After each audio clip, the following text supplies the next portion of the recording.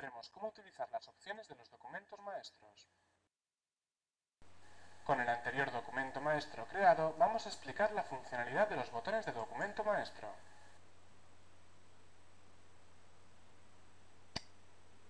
Este botón muestra u oculta la vista del documento maestro.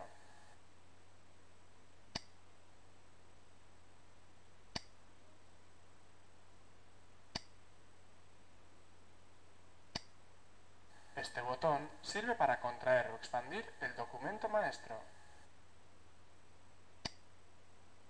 De este modo vemos el enlace a los subdocumentos, pero no el contenido de los mismos.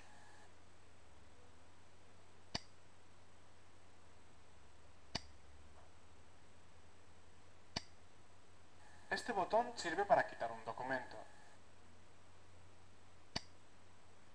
Observa que el texto permanece, pero ahora forma parte del documento maestro y no es un subdocumento.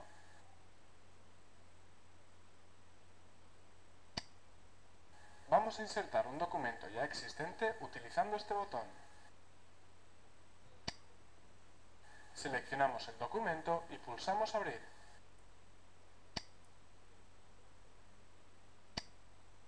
Aquí tenemos el texto del capítulo 2 y el subdocumento del capítulo 2. Eliminamos el texto. Ahora vamos a combinar varios subdocumentos. Seleccionamos el primer subdocumento presionando aquí. Manteniendo la tecla mayúscula, seleccionamos el siguiente subcapítulo.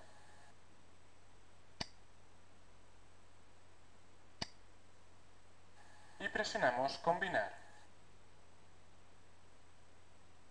Vemos que ahora pertenecen al mismo subdocumento. Nos situamos en el inicio del capítulo 2 y vamos a volver a dividir el subdocumento.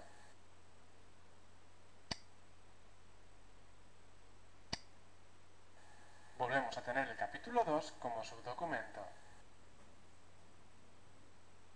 Ahora vamos a bloquearlo.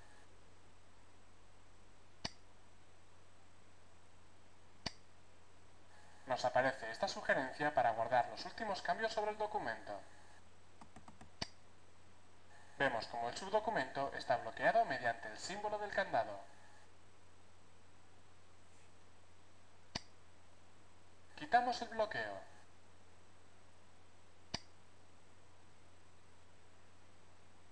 Hemos aprendido cómo utilizar las herramientas de los documentos maestros.